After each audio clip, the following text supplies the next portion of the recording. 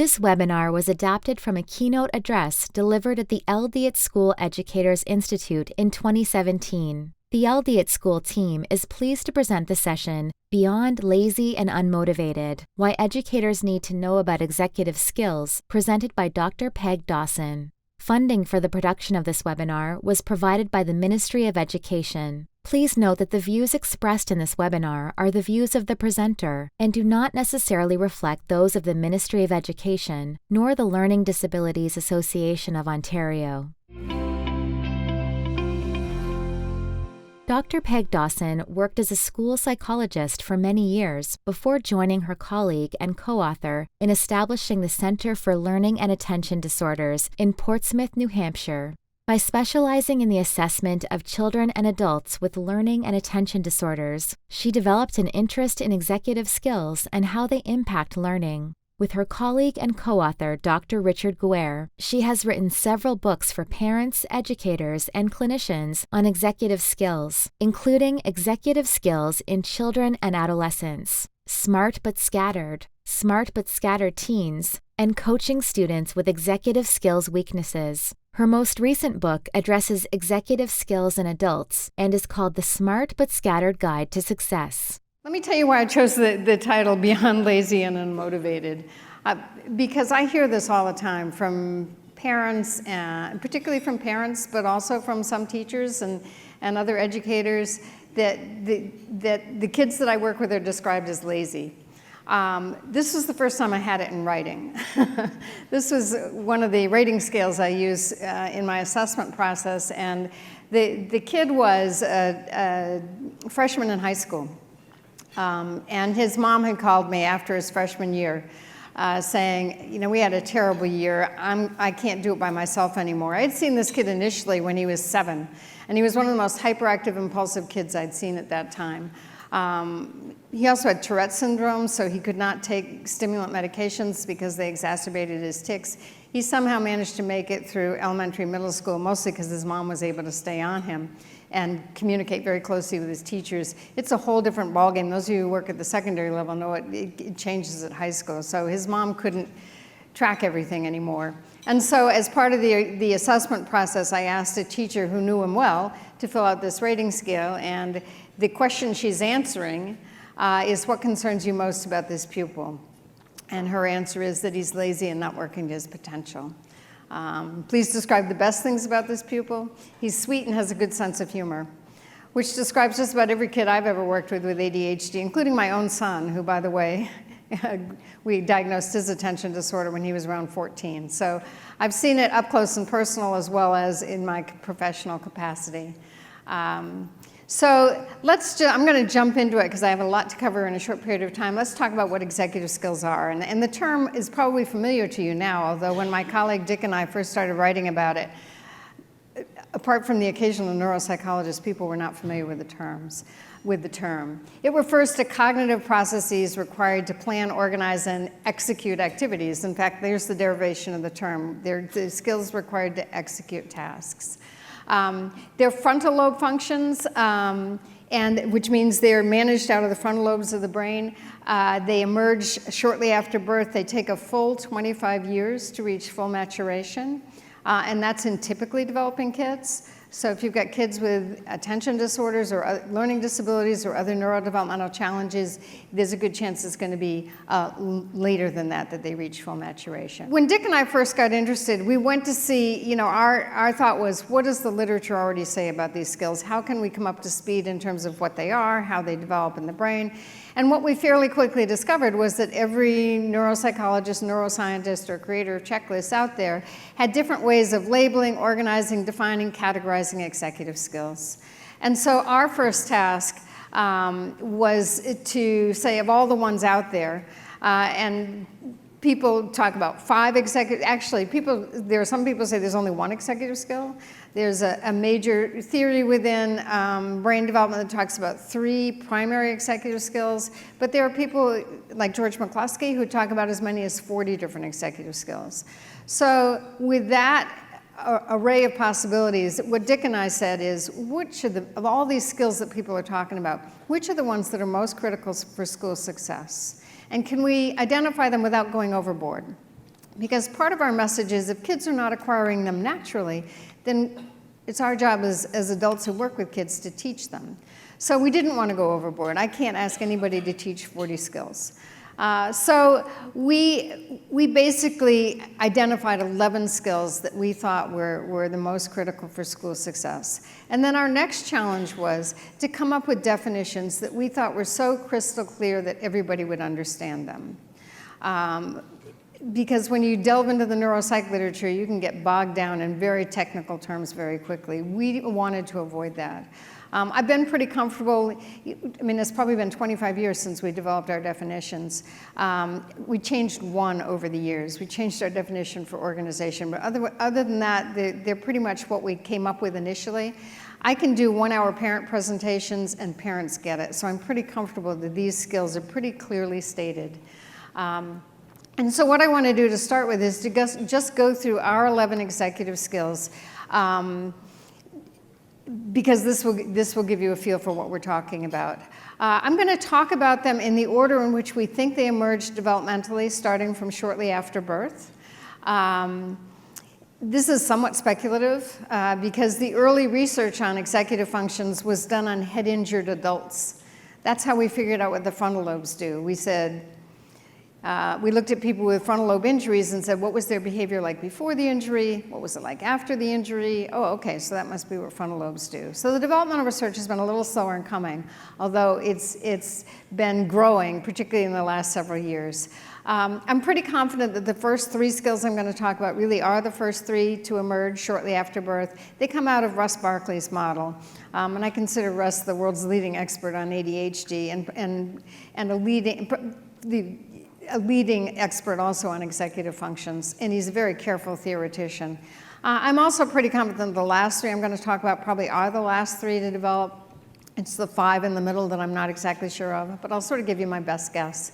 What I will also try to do is just give you a snapshot of, okay, so here's the strategy we focus on with that particular skill, because as I'm going through these, I'm sure you're going to get kids in your head where you're thinking, oh, that's what's going on with them, so what do I do about it?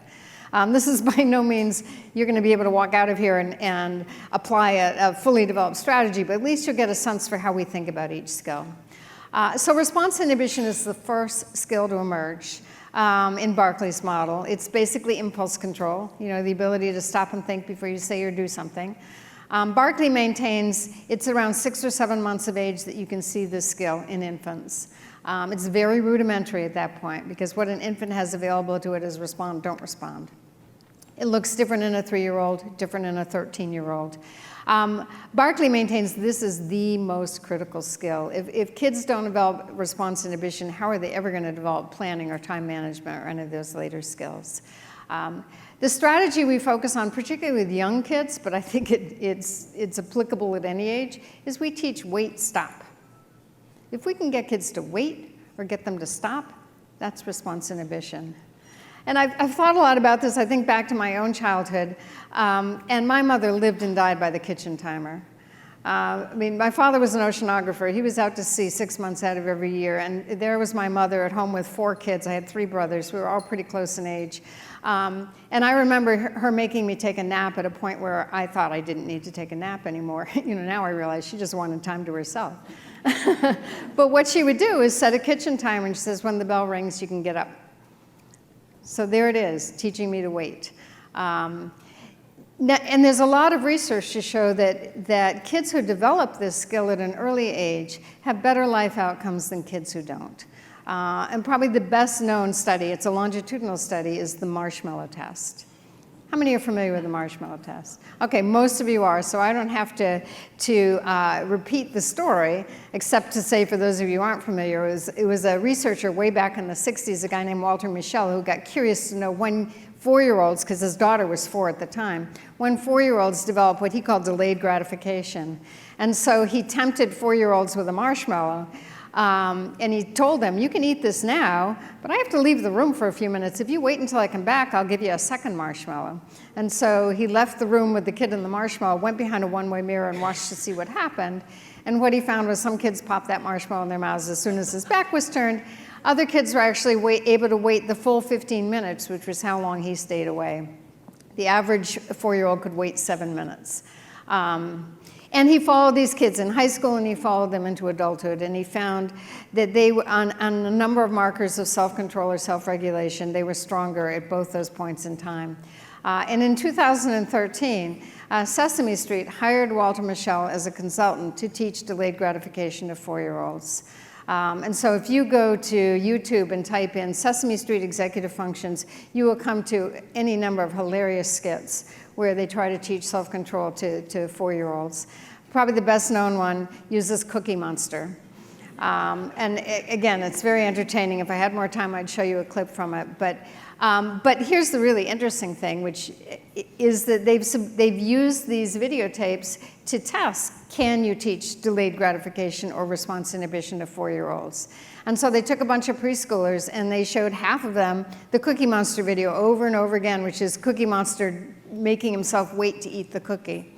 And then they took another group and just showed them random Sesame Street videos, and then they measured outcomes, and they found that the kids and they had them do it for several weeks. They created a DVD, sent it home, and had parents watch the videos with them as well. And when they measured the impact, what they found was kids who'd watched the Cookie Monster video were able to wait longer, 4 minutes longer for whatever it was they were asking them to wait for.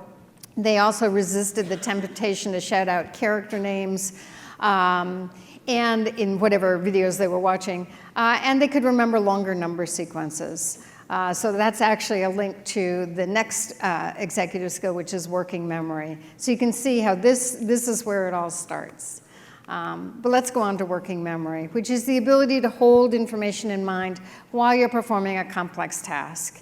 The most obvious way that I measure it although I've got a bunch of different working memory tasks, but one which would be familiar to everybody, give kids a multi-step math problem to solve, give it to them orally, ask them to solve it in their head, and watch where the breakdown occurs. So for instance, on the standard IQ test, there's a problem that sounds something like 8 birds are on the ground, 4 birds fly away, 2 other birds land. How many birds are on the ground now? If I ask a child that question and they perform the first step and give me that as their answer, then I'm thinking, wonder what's going on with working memory. Have they forgotten the entire problem? Have they forgotten where they are in solving the problem? They've only done step 1 and there are multiple other steps. So that's a way to measure working memory. This one in Barkley's model emerges around 7 or 8 months of age in infants again. And I think of a couple of things when I think about working memory. I think of Piaget's concept of object permanence. And the classic story is the baby sitting with a toy on a tray in their high chair, and it falls off the tray onto the floor. Until working memory is established, they don't even look over the side of the tray to find out what happened to the toy, because literally out of sight, out of mind. At the point where they do that, they now have what Barkley would call nonverbal working memory, a visual representation of that toy in their head, and they want to see what happened to it. I also think about working memory in connection with the separation anxiety phase. You can leave a 4 or 6 week old off at a sitter's and they handle it fairly well. At the point where they start crying, when you're taking them off of your shoulders and handing them over to a sitter's, why are they crying? Because now they remember. They remember what it felt like to be abandoned yesterday. Luckily their working memory strengthens, and they remember that you always came back to pick them up at the end of the day, and that they had a good time. But imagine the early stages of being able to draw on past experience and remember what it felt like. There are a number of strategies that we use with working memory, but one of them is we prompt kids to access their own working memory. Remember what you did yesterday? You had that really frustrating math problem and you didn't fall apart. You raised your hand and waited for me to come and help you, or you talked to the kid sitting next to you. So today, if you get a really tough math problem, what do you think you can do? That's just one example of a strategy for working memory. And then moving on to emotional control, which is the ability to manage your emotions in order to accomplish tasks, achieve goals, or whatever. This one may be one of the more complicated executive skills to develop because the brain is hardwired for all of these skills to emerge, but emotional control is actually a fairly complex dance between the internal hardwiring of the brain and the environment in which the infant finds itself. So an infant who's in the best position to develop good emotional control is one who, by 7 months of age at the latest, has a consistent, reliable caregiver who responds to his or her physical and emotional needs in an appropriate and timely fashion.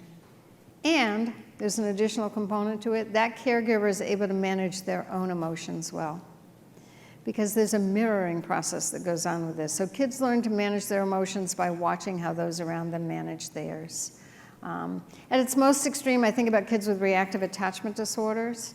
The ones I see in my clinical practice are kids who enter the foster care system really early, so they don't have that consistent caregiver, or who spend the first 6 or 7 years of life in a Romanian or Russian orphanage, and they haven't had they've been sharing multiple caregivers with multiple kids. That's a pretty extreme example, but let me bring it back to learning disabilities. It took me the longest time to realize how important this was for kids with learning disabilities. That was my background. I did my dissertation in learning disabilities, and I'd always thought about a learning disability like dyslexia as a cognitive processing disorder. I mean, we know from the Shawitz's research at Yale, for instance, that there are 2 key pieces in the left hemisphere of the brain of kids with dyslexia that don't work right. Right? There's a phonological processing piece, and there's a rapid naming or word retrieval piece. But I finally realized that emotional control is pretty critical to outcomes for kids with learning disabilities. Why? Because no matter how well taught they are going to experience more failure going through school than typically developing kids. And they have to have some way of managing the emotions associated with that failure. The shame, embarrassment, humiliation, anger, irritation, frustration. So those are things they have to grapple with almost on a daily basis. There are a lot of good strategies for teaching emotional control, but one of the ones we recommend is self-talk, teaching kids to talk to themselves. What could you say to yourself to manage that frustration and that anger? And there's some good brain research to show why self-talk works. When they've done functional MRI studies with people using self-talk in emotionally charged situations, what you find is decreased activity in the amygdala, which is the fight or flight part of the brain, and increased activity in the frontal lobes, where emotional control resides. So self-talk is the avenue to emotional control. Moving on to flexibility. Now, I actually got interested in executive skills primarily from working with kids with attention disorders. And kids with ADD have all kinds of executive skill challenges, but flexibility is not necessarily one of their challenges, because they're go-with-the-flow kinds of kids, right? What population of kids have trouble with flexibility? Kids on the autism spectrum. I think that's the first one that jumps out at us when we think about that. But let me throw out a few others just so you're aware of this. A few years ago, I did a workshop in Edmonton, Alberta, and it was sponsored by the Tourette's Foundation of Alberta. And when I said to that audience, what population of kids have trouble with flexibility, they almost yelled at me, kids with Tourette's. And that's not a population I work with that much, so I hadn't really thought about that. But I spent a couple of days with the members of the board of that foundation, and they were all volunteer moms with kids with severe Tourette's. And as I listened to them describe their war stories, I realized that it was inflexibility that got their kids hospitalized. You know, extreme meltdowns when things didn't go the way they expected them to go. And that's basically flexibility. And there's an OCD, an obsessive-compulsive component to Tourette's, so that makes some sense, and that leads me to think about anxiety. You know, if you have trouble dealing with unexpected changes in plans, what happens when you're thrown at? Your anxiety level rises. So what we see is the anxiety, but may have started as inflexibility. And then finally, kids with oppositional defiant disorder. And I'm not arguing that every kid with ODD is inflexible. When I think of that population, I think of power struggles and control issues, and the kids are refusing to do what we've asked. But if we step back and say, what was the trigger? What led that kid to refuse to do what we've asked? What we find is very often, someone was asking that kid to be more flexible than he was capable of being, and all he had was his behavior as a way of saying, I can't do that.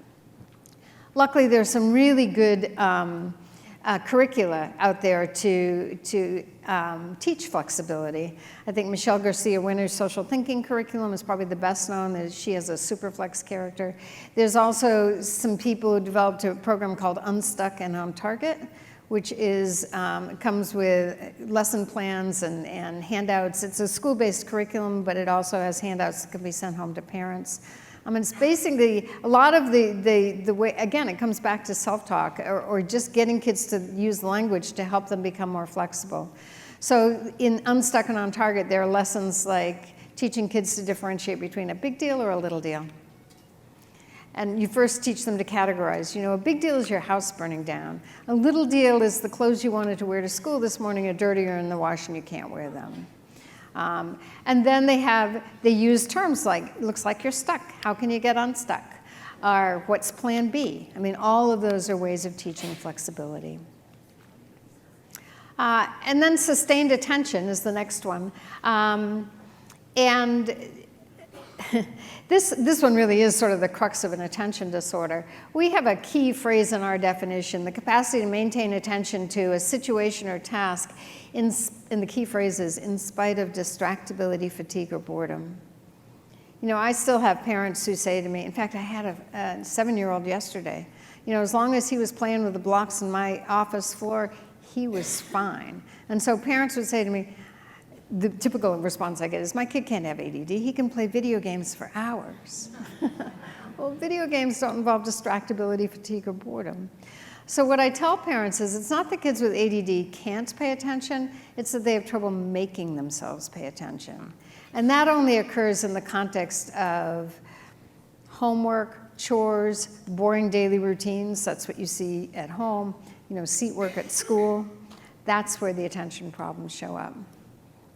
Now, I have 2 sons. My younger son lives in Japan, and he sent me, it's been a while, but he sent me this PowerPoint slide a while back, and he said, Mom, I think this has something to do with the kinds of workshops that you do. And I wrote back and I said, yeah, I think it does too, but this slide was incomplete. There must have been something wrong with the transmission. Can you send it again? And he wrote back and he said, Mom, that's the point.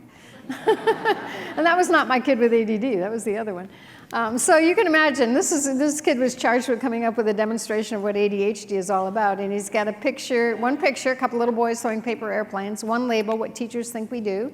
He's got half of a second label, and he's missing the second picture. So you can imagine what happened. Halfway through he got bored to tears and quit. Or he went off to the internet to find just the right picture, and several hyperlinks later, he realized he totally lost track of what he's doing. At any rate, I think this nicely captures that. With sustained attention, our basic strategy is to start with where the kids are and see if you can gradually increase their attention span. And that's a particularly recommendation we make for parents around homework. Don't expect that your kid is going to sit down and do 30 minutes of homework if he has an attention span of 5 minutes. In fact, my adult son, he's 39 now. Is he 39? No, he's 38. I forget. Told me a couple of years ago, Mom, I have an attention span of 10 minutes. I said, Aaron, how can you hold a job with an attention span of 10 minutes? And here's what he said to me. He said, okay, Mom, here's what I do. He's the head of customer service for a fair trade coffee company based in Massachusetts.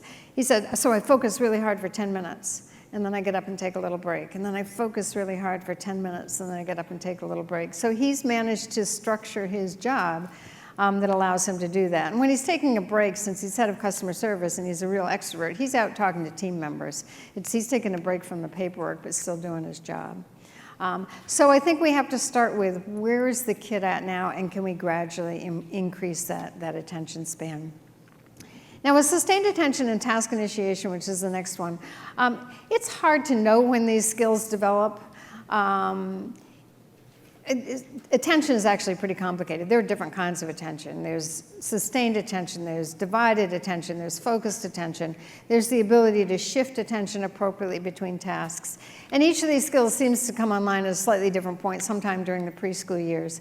But I think the other reason it's hard to tell when these skills emerge, sustained attention and task initiation in young children, is because parents and teachers of young kids are just adept at adjusting their expectations for kids with short attention spans or weak task initiation. So there's no first grade teacher out there who'd hand out an entire folder of work first thing in the morning and say to her class, see me at lunch. Because they know first graders are not going to sustain the attention that long. And there's no parent of a preschooler who would realistically say to their child, could you pick up your bedroom sometime today? Because what preschooler is going to do that? That's a non-preferred task.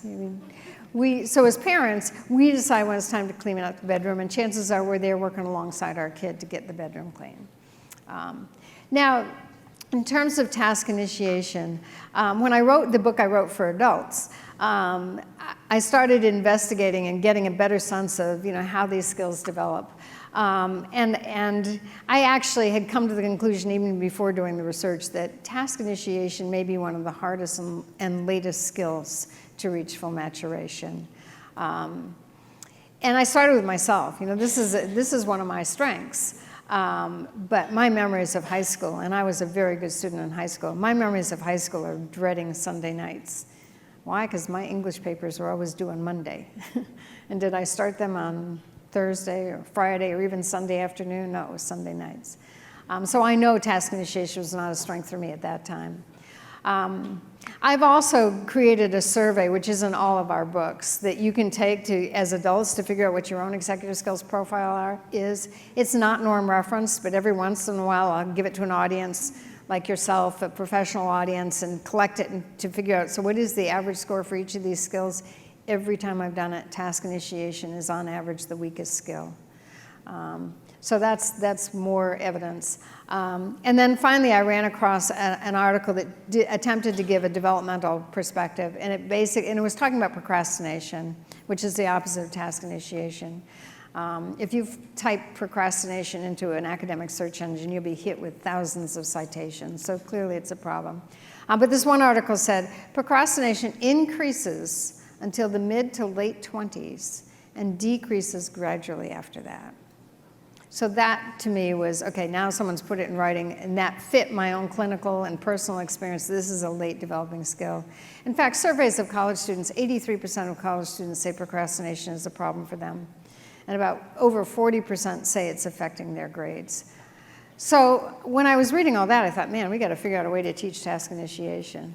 And I'm actually still really stuck on this, because I think if we can teach task initiation, man, we can decrease college dropout rates, increase college graduation rates in 4 years. I mean, I think it has so many implications. So when I first thought about, well, how do you teach task initiation, I went back to my definition, the ability to begin projects without undue procrastination in efficient or timely fashion. I thought, we got to teach kids to start right away. Let's just do that. And then I had a personal experience that made me rethink that. Because I was working in my study at one point. I was writing a book chapter or creating a PowerPoint presentation or something. My husband came into my study, and he asked me to do something that was definitely on my chore list, because we divide up the tasks in our house. And he wasn't saying, Peg, could you do this right now? But because task initiation is a strength for me, I got up and immediately went and did it. And then I came back and sat down at my computer again, and I thought, oh, that was a bad idea. Because I totally lost my train of thought. I'd forgotten what was that perfect paragraph I had in my head but hadn't gotten down on paper yet, or what was the point of this PowerPoint slide. So then I had to go back to the drawing board, and I thought, okay, so we don't teach kids necessarily to start right away, but I think the easy way to teach it, or the way that gets at it most directly, is teach kids to make a plan with a start time. And then at that start time, your job is to make sure they start. This is one that's more applicable at home, because at school, we're prompting kids to start. At home, with homework, I mean, that's an open-ended task. And so that may be something you want to pass along to parents. Just, when are you going to do your homework? If they say right after dinner, they may forget. But if you say to them, when was it you said you were going to do your homework? Oh, right after dinner. I'll tell you, when I discovered that with my older son, it ended a bunch of arguments in my house. And I've talked to others who said it has the same sort of miraculous effect. When kids make the plan with the start time, then they're more committed to carrying it out. So just think about that as a way to promote that. Okay, moving on to planning and prioritization. These are two somewhat distinct but linked skills. Obviously, to be able to plan, you have to be able to prioritize. But of the two, I think planning is the more straightforward, and creating a roadmap is probably a good metaphor for planning. Prioritizing interests me because, like flexibility, it's one of those that may be under the radar and pops up in funny places. When I was interviewing a 15-year-old a while back, and I have a structured interview I use with kids with learning problems, and I just go through various aspects of school performance to get their perspective to try to figure out where the breakdown occurs. So I was talking to this kid, and I said, tell me about note-taking in lecture classes. How does that go for you? He said, I have a terrible time with that. The teacher's talking on and on. I have no idea what to write down. I don't know what's important. So I try to write down everything to make sure I got it in my notes. And then a couple minutes later, I said, tell me about studying for tests. He said, I have a terrible time with that too, because I've got all this material to study. I don't know what's going to be on the test. I don't know what the teacher thinks is important. So those are two examples of problems with prioritizing. You also see it showing up in written expression. You know, kids who don't create a logical sequence, who go off on tangents, who don't realize that you start with, that the priority is the main idea of the thesis statement or the topic sentence of a paragraph, and then you build supporting details. So it's a pretty critical one. Now, from planning and prioritizing on, you know, more recently I've begun to divide executive skills into two batches. The first ones are the ones we expect elementary age kids to begin to acquire. But from planning on, I'm thinking it's the rare elementary age kid who can do this kind of thing. And in fact, I mean, again, this was one of those I just sort of sensed, but I started doing surveys with teachers and asking them, you know, when do you expect kids to do things like planning long-term projects? And I was collecting data from teachers at a bunch of different grade levels, and I realized I got a lot of 6th, 7th, and 8th grade teachers out there who are saying, no, their kids aren't ready to do planning yet. So I am thinking there's a later skill. Now, a lot of teachers, and rightly so, adjust for that by doing the planning for kids. You know, they break down long-term projects into subtasks and timelines and interim deadlines and sort of spoon feed it, which I think is great, although the next step, because I do think you can start this at a younger age, is to teach them the planning process and then expect them to do it. So let's say you assign 4 long-term projects over the course of a year. You know, for the first 2 or 3, you walk them through the process. And we have templates so you could create your own for how to plan a long-term project. And then after you've done that for a while, then you say, okay, here's your next assignment. Here's the long-term project. Step 1, give me your plan. And so now you're asking the child to produce the plan. If they have a template, they can do it, but you can also see quickly, do they still need support for using that template, or can they run with it on their own? Now, just to underscore how late I think planning develops, particularly around long-term projects. Someone a few years ago sent me a picture of something they'd found on Facebook, which really illustrates it nicely. It's a long-term project in the form of a science project. I assume schools in Canada have science projects, like science fairs like we have in the United States. So this is a project for a science fair. And the topic of the science project is, how much turmoil does the science project cause families? And it's set up the way a science project is, with materials on the left-hand side. And it's, let's see, what does it say? I got to step down here. At least one kid, at least one grudging parent, half-baked ideas of very dubious merit, and procrastination. We've got a nice results section with a graph that shows yelling and crying on one axis and due date on the other axis, and the closer to the due date, the more yelling and crying. We got some nice quantitative results. 75% of kids cry, 90% of parents yell, an average of 15 hours of family time is sacrificed. Findings: everyone hates the science fair. Now, I have one other story that goes along with this. It's pretty funny. I've used it throughout Canada. I've used it in the Far East. I've used it throughout the United States. But a couple of years ago, I was doing a workshop at an elementary school in Georgetown, which is an affluent suburb of Washington, D.C. And I was working with teachers, and I showed them this poster. They thought it was hilarious. And then one of them looked really closely at the poster. You may be able to see right down there the person's name. And she said, wait, Susan Messina? That's the mom of one of the kids in our school. I thought, how can that be, that I stumbled on the school where people actually know this woman? So I got home that night, got up the next morning, checked my email, and the email heading was, I'm the parent who created the science project. And she'd written a blog post that got picked up by Huffington Post. She sent me the link to it, and it was great to see, because she was making the same point I was. Her point was, in a few short words, was science projects are great. They should be done at school, because they are very frustrating for parents and families. Okay. So moving on to the next one, organization. This is the one I changed the definition on, the ability to create and maintain systems to keep track of information or materials. There's a key word in this definition. I'll just give it to you. Usually I ask the audience, and you may be thinking, so what is it? The key word is maintain.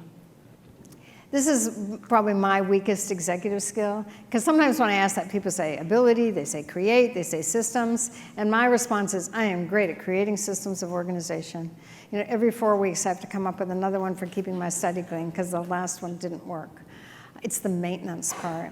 And if you have ever tried to turn a disorganized kid into an organized kid, you know that this is a long-term, labor-intensive process. It's not just a question of creating a system and handing it off to the kid and expecting them to run with it. It's not even a system, in this question, this would be better, sitting down with a kid and saying, you know what, your backpack's a mess, you're losing stuff, you're forgetting to hand in homework, we need to come up with a way to keep your backpack organized. What would work for you? Let's put our heads together. Because at least then the kid might have some ownership. It's the maintenance part. Those systems can fall apart very fast because it's faster to not maintain a system than it is to maintain a system. And that's what kids are all about. How quickly can I get the unpleasant stuff behind me so that I can go on to the fun stuff? Okay, let's move on to time management. Now we really are reaching the end. And if you look at these later executive skills, you will find earlier executive skills embedded in them. So time management is basically task initiation, sustained attention, and planning, with one additional element that's unique to time management, and that's time estimation, the ability to estimate how long it takes to do something. And in my experience, it's the time estimation piece that really breaks down with people with poor time management.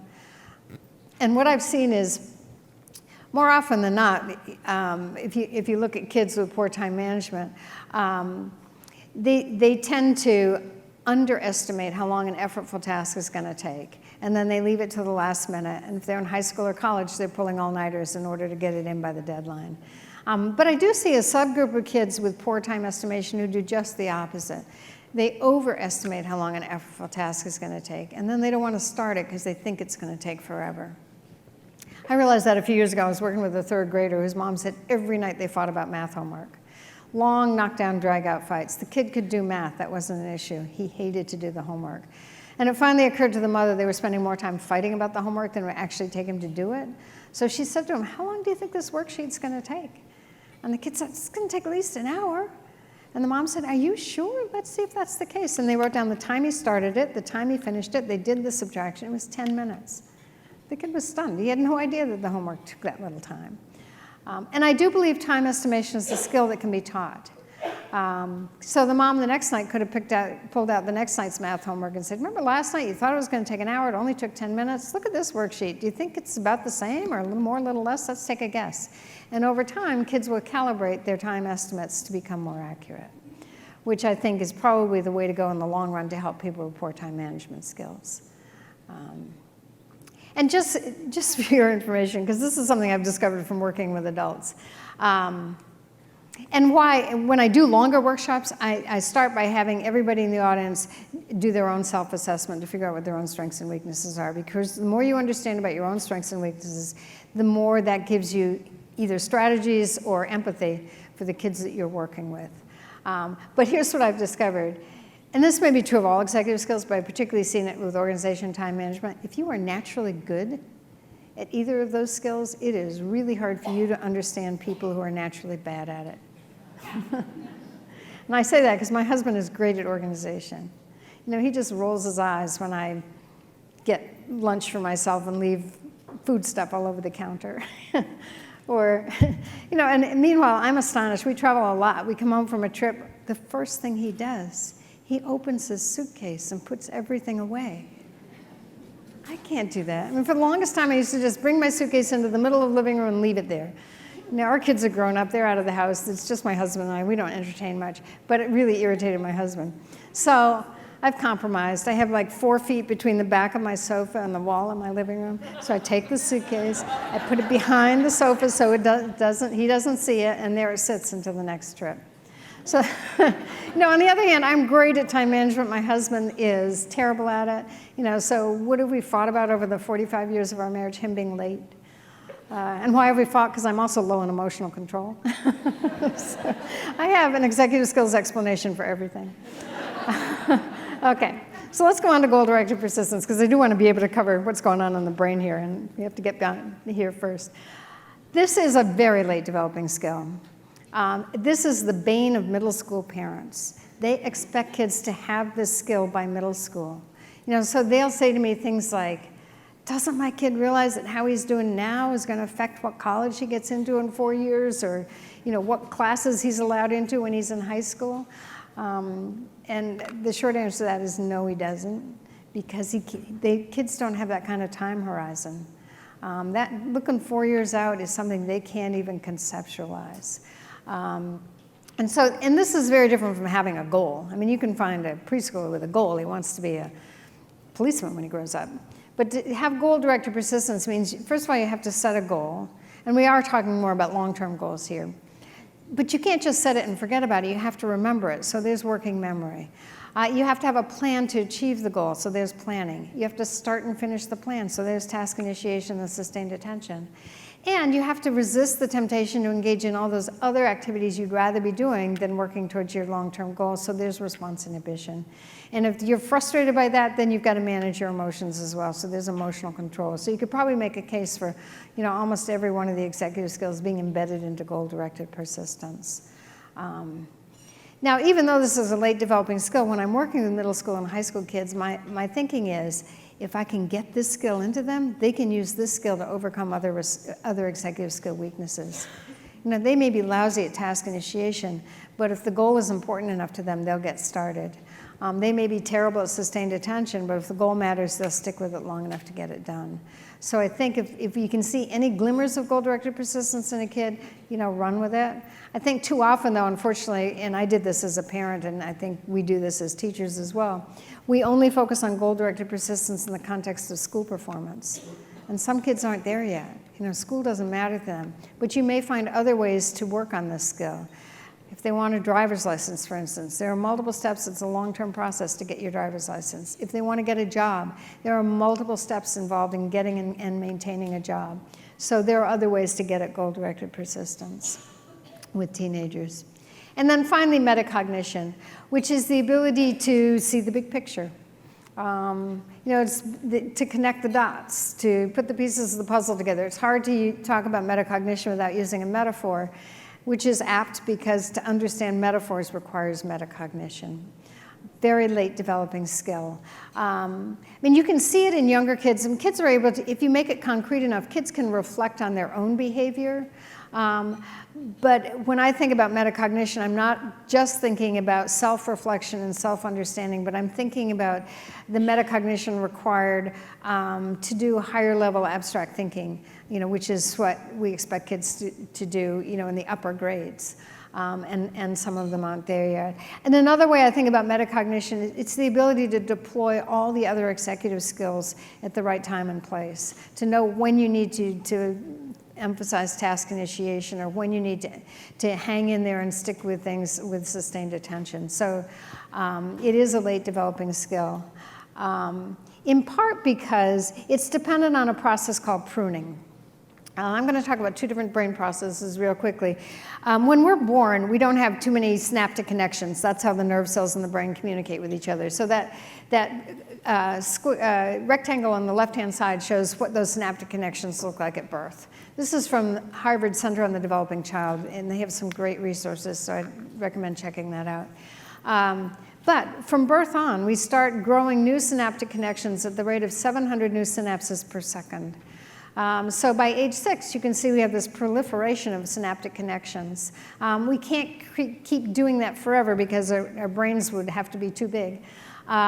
So there are a couple times in the developmental period where we discard or prune away excess neural connections. One is during the preschool years. And actually, what current research has shown is that it's mostly sensory input that gets pruned away at the preschool years. And there seems to be some evidence to suggest that kids on the autism spectrum do not go through that pruning the way typical kids do, which explains that whole sensory overload piece of autism. But in terms of executive skills, it's the second pruning phase that's important, and that is with the onset of adolescence or puberty. And so you can see they're thinned away there at age 14. And how do we decide which synaptic connections to prune away? Well, the whole use it or lose it rule applies here. The ones we're not using are the ones that get discarded. So think about how teenagers are spending their time. You know, if they're spending hours and hours playing video games, you know, those synaptic connections are not getting discarded. You know, if they're not spending a lot of time in deep reading comprehension activities, it's not that they lose the capacity to do that, because there's not a critical period for this, but this is the ideal time to teach that kind of reading comprehension. Because what we know about pruning is once we've gotten rid of those excess neural networks, the ones that remain work way better. You know, they're able to transmit larger volumes of information, they transmit it more rapidly, they can connect with more distant regions of the brain. And if you think about what metacognition is, it's all about making connections. Turns out both literally and figuratively. Okay, so why is it important to help kids develop executive skills? I think of executive skills as the hidden curriculum. They are the foundation for everything we ask kids to learn in school. They're required to master the content of a curriculum, but no one talks about them. I mean, when the core curriculum came out in the United States, I poured through it looking for explicit references to executive skills. They weren't there. And if they aren't explicitly referenced in a curriculum, then who's charged with teaching them? And if no one's charged with teaching them, then it's sort of hit or miss whether or not kids acquire them. And not only are they critical for school success, and remember those higher developing executive skills build on the lower developing executive skills, they're also required for success in life. And the cartoon I have, it's an American cartoon, but I think you'll get it, that illustrates this. The title of the cartoon is Dale's Fourth Grade Education Pays Off. And the prospective employer is saying to Dale, the job you're applying for required you know, long division, state capitals, and cursive writing. Now, it's maybe a little outdated. I don't know how long I've had this cartoon. But what I like about it is, you know, for this to be realistic, what would that prospective employer be saying? The job you're applying for required, you know, planning, time management, goal-directed persistence. I mean, all those later developing executive skills. So, you know, I use this with high school algebra teachers who say, wait, you want me to teach algebra and executive skills?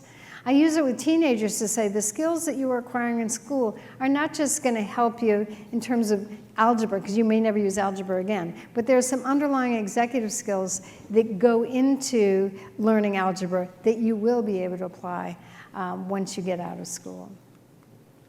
Okay, so let's talk about why this is so important. This is a framework for understanding these skills within a developmental context. And knowing when what's developmentally appropriate helps guide the kinds of supports kids need. And you see in uppercase I've written, can we talk about middle schools? And I'm going to show you some evidence in a bit that shows you what's going on at middle school. And why that's such a challenging age.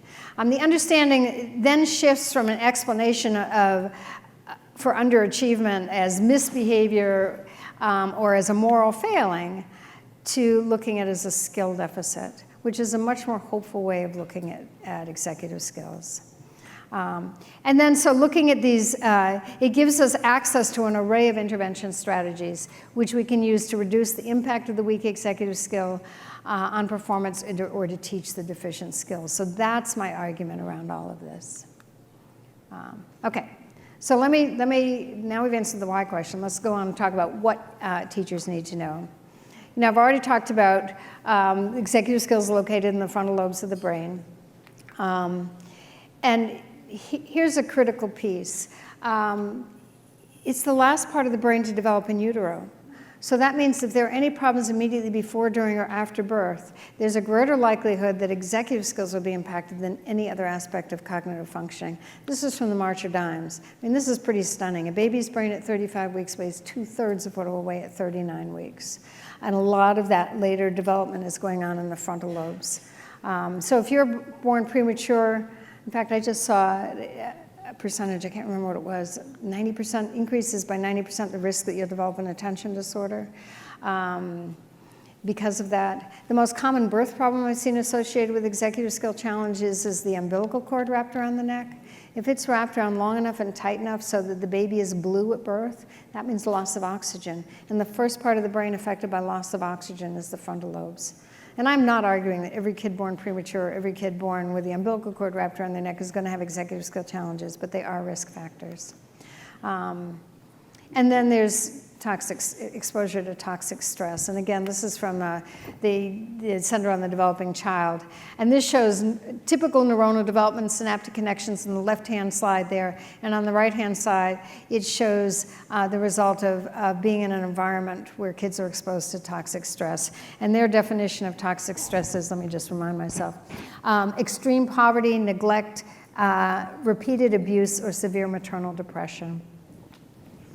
So obviously that can have an impact as well. And then I mentioned pruning. Let me talk about one other brain process called myelination. Myelin is a fatty sheath that wraps itself around nerve cells. And every time a nerve cell fires, a little more myelin builds up. And it gets thicker and thicker with repeated firing of the same nerve cells. And of course, the same time when you're engaging in the same behavior over and over again, the same nerve cells are firing. It acts just like, let me see if I have another. Yeah, so this is a schematic drawing of nerve cell. They're among the largest cells in the human body. So you see that pink part that's the central nucleus at the top, and then you see the long axons and dendrites stretching out to connect with other nerve cells. That yellow part is the myelin. So it gets thicker and thicker. It acts just like insulation on an electric cord. The thicker the myelin, the faster the impulse travels. The faster the impulse travels, the better the skill. All skills improve with practice, not just executive skills. And the reason I have a picture of a woman playing tennis here is I got this information initially from a Sunday New York Times Magazine article published several years ago now, where the author was a sports writer, and he got curious to know why an inordinate number of top-seeded tennis players in the world at that time came out of one tennis school in Moscow. So he traveled to that tennis school to try to figure out what's going on here that's different from other tennis schools that he'd been in. And when he got there, he found this little 72-year-old lady teaching tennis to kids as young as 4 or 5. He sat back and watched, and he said, what is she doing differently? And what he noticed was she had those kids practicing tennis strokes over and over and over again. Here's what a good forehand stroke feels like. Here's how you do a backhand stroke. No ball in sight. They're just getting the perfect strokes down over and over again. So that's what set that teacher apart from any other tennis instructor he'd ever seen. So he then went to Johns Hopkins University, talked to the neuroscientists there, said, here's what I saw, why is this working? And they explained myelin. Now he noticed something else. He noticed that no matter how talented the kids were or how skilled the instructor was, it was still taking these kids about 10 years to start winning tournaments. So he got curious about that 10-year mark. And he wondered if that applied to other natural talents. So he investigated. He looked at chess, for instance. I mean, you can find gifted chess players at the age of 5 or 6. It still takes them about 10 years to start winning tournaments, at least against adults. In fact, HBO did a special on Bobby Fischer a few years ago. Most experts maintain that Bobby Fischer was the most brilliant chess player ever lived. So I was curious in watching that special to see that Bobby Fischer started playing chess at age 6. He won his first tournament at age 15. He shaved 1 year off that 10-year mark. If you've read Malcolm Gladwell's book Outlier, he's popularized this information, but the original researcher was a guy named Anders Ericsson, whose area of research interest was to study expertise. What does it take to become an expert? And he finally decided it takes 10,000 hours of deliberate practice to become an expert. Deliberate meaning not too easy, not too hard. How long does it take to accumulate 10,000 hours?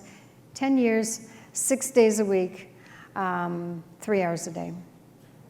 Okay, so I'm not arguing that we want kids to get so good at executive skills that they could win tournaments if we could design one, but cut that in half. 10 years, 6 days a week, an hour and a half a day. It takes a long time to get really good at anything, and so we need to keep that in mind. So this is what I'm going to show you a series of MRI scans that's going to take you pretty quickly from age 4 to age 21. And I want you to see how late in the process the frontal lobes, which on the right-hand brain there is the very top, how late that turns blue. Because the key to understanding these MRI scans is the color. An immature brain is red, orange, yellow. A mature brain is blue or purple. So you can see at age 4, there's nothing that's purple. And there's not much that's blue. What is blue is mostly related to sensory input, like vision or touch.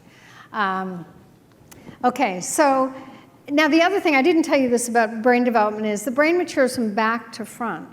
So you'll actually see this, because it's going to move pretty quickly, but you will see the blue starting at the bottom of that picture, the right-hand brain there, and moving up to the top. I only have it to age 21, so I don't have it all the way to age 25, but I think it'll give you a sense. Okay, so there we are, and this says, the 21-year-old brain is mostly mature, but the areas of green show that even at the threshold of legal adulthood, there's still room for increases in emotional maturity and decision-making skills which will come in the next few years. All right, so I want to make, hopefully this isn't overkill, but I want to make one more point about middle school. So this asks, what can the 13-year-old brain do? You know, when I look at blue at age 13, I'm not seeing a whole lot more blue than I saw at age 4, right? Luckily, there's less orange and red. So there is some progress, but think of what we're asking middle school kids to be able to keep track of, organize, remember, plan. I mean, they're changing classes now, and that's a whole new experience for them.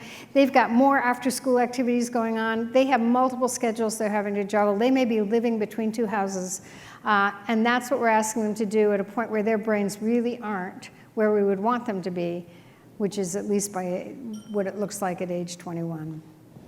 Okay, so let's at least understand why some of the things we're asking middle school kids to do is so challenging for them. And at least with kids with attention disorders, Russ Barkley maintains these kids lag about 30% behind typically developing peers. I don't know whether you can apply that same rule to neurodevelopmental disabilities in general, but certainly with respect to ADHD. So, you know, a 12-year-old is more like a 9-year-old. A 15-year-old with ADHD is more like a 10-year-old. So think of what we're asking them to do. Okay, a couple other graphs and then we're done. This shows executive skill development across the lifespan. So this was from a summary article that looked at 6 different executive skills and tracked them. When can we measure them? When do they reach maturation? And actually, this is where I got the information about oh, I didn't tell you this. Flexibility seems to max out around age 8 or 9. And that's the one on the very left-hand side. The number 1 there is flexibility. So we can measure it at age 4, maxes out around age 8 or 9, which is why, you know, that needing to teach kids to be flexible becomes so important for some kids. Number 4, which is the furthest one to the right there in terms of development, they're calling it goal setting and problem solving. I would equate it to goal-directed persistence and metacognition using our terminology. Develops much more gradually, maxes out around age 25. Now, some of you may be looking at the right-hand side of this graph. So here's the sad truth about that. Cognitive decline begins in late 20s. So when I saw this, I thought, oh man, there's like a 20-minute gap between the time your executive skills are at their peak and when they start going downhill. This is actually looking at other cognitive skills besides executive skills. I won't go through the whole thing, but I find fascinating. The first one to go, processing speed. Processing speed peaks around age 22, begins a slow decline starting around age 27. Now let me share one more graph with you, and then I think we'll be done. This, again, comes from the Center on the Developing Child at Harvard, and it explains neuroplasticity in to me, a very clear way. Neuroplasticity, the idea that the brain is plastic and can change, is a relatively recent concept. I mean, until recently, neuroscientists thought once you reach adulthood, your brain stopped changing. No new neurons, no growth, no change. And then the technology we use to measure what's going on in the brain became way more sophisticated. And so we could do a much more fine-grained analysis of what was going on in the brain. And we realized, of course, the brain changes. You know, every experience changes the brain, and we change until the day we die. However, the second piece of this whole neuroplasticity thing is the brain changes a whole lot easier when you're young than when you're old. And in fact, this is measuring you see a dark red line and a light red line, and it's measuring 2 different functions. The dark red line, which is high on the left-hand side, measures normal brain malleability based on exposure or experience. And that basically says, how easily does the brain change just based on exposure? And what that says is, you can see there, during the first couple of years of life, the brain changes incredibly easily. babies have an experience that changes the brain. You'd want it to change easily. Think of what's going on in the first 2 years of life: language development, motor development, social development, and the interaction of all of those. So luckily, the brain changes very easily just putting kids in an environment where those things, where they have the opportunity to develop those. But as kids get older, experience alone doesn't have quite the dramatic impact as it has during the first 2 years of life. Now, that light pink line measures the physiological effort required to change the brain. How hard do you have to work to change the brain? And what that shows you is throughout childhood, you don't have to work very hard. But starting somewhere around mid-adolescence and then increasingly, into your 20s and beyond, it takes much more effort for the brain to change. And the way we measure physiological effort is glucose consumption. That's what the brain burns for energy. And so we find that when young kids are learning stuff, they're not burning a whole lot of glucose. But the older we get, the more glucose we're burning, the harder it is we have to work. I use this with teenagers a lot. I'm not sure they get it because they don't have what we call future orientation. They can't project into the future. But I show them where they are on that light pink line, on that graph, and I said, look at this. You may think that learning Spanish vocabulary words or acquiring good study habits is incredibly painful and difficult for you. It is never going to be easier than it is right now. So take advantage of it. And even with the executive skills stuff that I've been doing, working with kids at different ages, the feedback I'm getting from elementary school teachers is they can instill habits easier than high school teachers can. And yeah, I realize they have all day to do that, and they have a different orientation, but I'm beginning to think we are seeing differences, and the younger we start with these kids, as long as it's developmentally appropriate, the better. Okay, so this is what executive skill weaknesses look like in kids. I've given you the technical definitions, but and I've divided them into two categories, sort of the way the brief does. The brief, the Behavior Rating Inventory of Executive Function, which is my favorite rating scale for executive skills, talks about problems with behavior regulation, emotion regulation, and cognitive regulation. These are behavior and emotion regulation ones. Acts without thinking, that's response inhibition, interrupts others, response inhibition, overreacts to small problems, that would be emotion regulation or emotional control, upset by changes in plans, there's flexibility. These are the problems with cognitive regulation. They're less visible, but they can be pretty debilitating, particularly in terms of academic performance. This is what gets kids in trouble by the time they hit middle school, high school. And it's problems with organization, planning, and time management and working memory. I've got a set of cognitive regulation weaknesses in younger kids there as well, because it's not quite the extensive list you see with older kids. And then finally, what can we do to help kids with weak or immature executive skills? It's basically this. We change the environment to reduce the impact of weak executive skills. We teach skills, we use incentives, and we mix and match as best we can. Okay, so I think we have time to take some questions. I'm in the school psychology team. So, oh my. I think that was me. So if we have a child, whose primary diagnosis is not ADD or ADHD, and let's say they have a brain injury, but their difficulties range in the executive functioning skills, how much can we teach these children? I know it's a case-by-case thing, but is... Yeah. So you're saying a child with a brain injury, can we really expect them maybe to make the same amount of progress as... Because we'll have the same comments from the school personnel, right. About these kids. They're lazy, they're not trying. Right. Boy, all the more reason to help them understand the impact of a head injury. Because that's another one that often looks like a hidden injury. The kid looks normal after the head injury. It can have profound consequences. So my colleague Dick is a neuropsychologist. He's worked with that population way more than I have. So when you ask a question like that, I sort of channel his answer. And his answer would be, the same strategies work, but you probably have to be more patient. You may have to break them down into tinier step-by-step processes, but the same strategies will be effective.